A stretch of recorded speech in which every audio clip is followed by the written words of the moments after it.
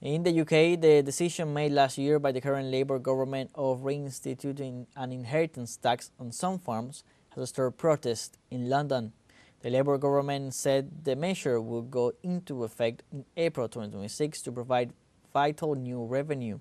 Back in December, hundreds of farmers drove their tractors to London for an unprecedented protest outside Downing Street. They claimed that coupled with existing economic headwinds, the new tax will likely ruin their family business, for when adding the value of a farmhouse, livestock and equipment, they likely surpass the exemption threshold capped at £1 million. Beyond that threshold, they will have to pay a 20% tax, still half the normal rate though. But given the low margins in the business, many will have to sell some of their land to meet the tax requirement. We have an organic dairy farm in North Devon. We have 400 cows selling milk to Muller, distributed throughout the UK to various supermarkets, Sainsbury's, M&S, Waitrose, etc., etc. We breed all our own replacement animals, so we don't buy in cows. We try to keep our own bloodline, and we grow all our food for our cows on farm.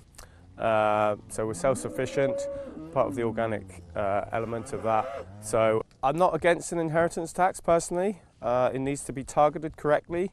And my view would be that the government needs to review it and target it more specifically to those that they say they were targeting it at, the very big landowners who use their money to find a tax haven.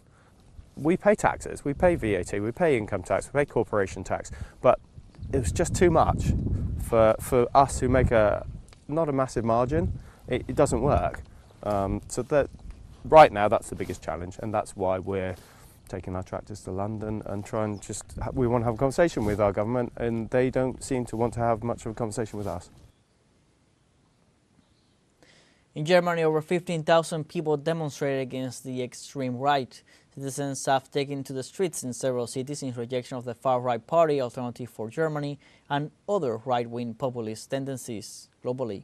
Such rallies had the support of numerous clubs, parties, trade unions and organized civil society initiatives.